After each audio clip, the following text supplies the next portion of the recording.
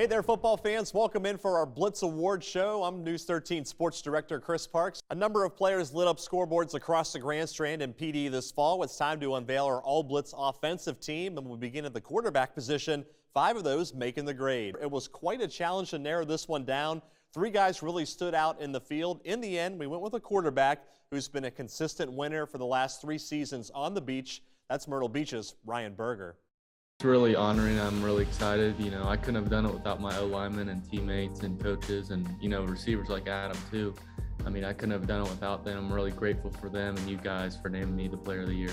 I wouldn't be surprised to see all 6 teams from Region 6 4A win their playoff games tonight. That's how good that brand of football is coming out of that region and just how competitive it is. Now, the public schools aren't the only ones playing tonight. Our private schools in the Skis League also begin their playoff push tonight for a 3-week stretch. That's right, Bob. If you recall, last season, Coastal played about a mile down the road at Camping World Stadium. If I peer over my shoulder, I can see it off into the distance there. This time, they're playing football inside of a soccer stadium. This morning, Jamie Chadwell and his players had their team pictures and final walkthroughs as they get accustomed to playing on the grass.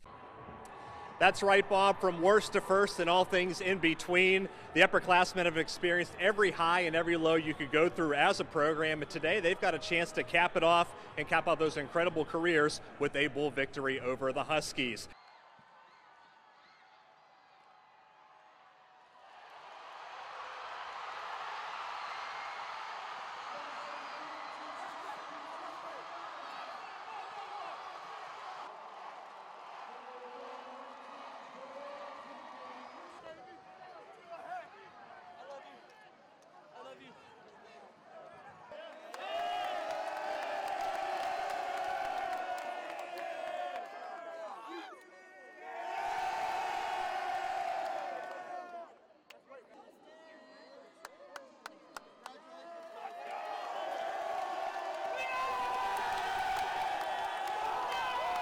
I've got my teal on here at the HTC Center as the Chanticleers chase after their first ever postseason basketball tournament championship in less than 30 minutes against Fresno State. Each team has won 3 straight en route to getting to this championship game, as it's an East Coast versus West Coast showdown. And then Larson and Hamlin battling down the stretch in stage number 3 with, of course, Hamlin coming out there on top. Believe it or not, as you mentioned, it was his first victory of this 2021 season. Really hard to believe after he had so much success in 2020. Well, we certainly can expect a fun and entertaining atmosphere. The last time the Pelicans played a home game in this ballpark was back on August 22nd, 2019. They got a 5-2 win over the Carolina Mudcats. The Birds are always a big draw in the summertime with locals and tourists, and this go around, it's going to be even bigger anticipation this summer for them to be back. It was a very unseasonably cold and windy day for the 3rd round here at Augusta National. In years past, temperatures have been in the 80s. Today, they were only in the 50s, making it another challenging day for everyone to try to navigate the course. But through it all, a couple players have put themselves in a good position come Sunday, so let's get to those highlights. There's well over 150 girls volleyball programs across the Palmetto State that compete at a high level, and now the boys are gaining steam.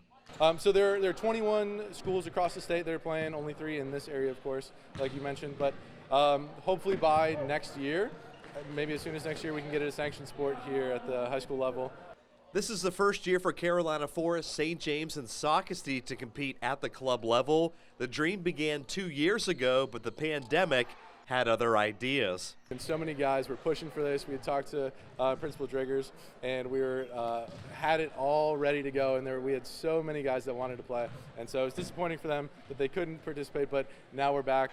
Carolina Forest is the biggest school in our region. They are sporting 2 teams with different skill sets. So for the competition team, we're really focusing on the ideas and the reasoning, the theory behind volleyball. The practice team, we're teaching them the skills. We got a bunch of athletic guys that just want to be out there.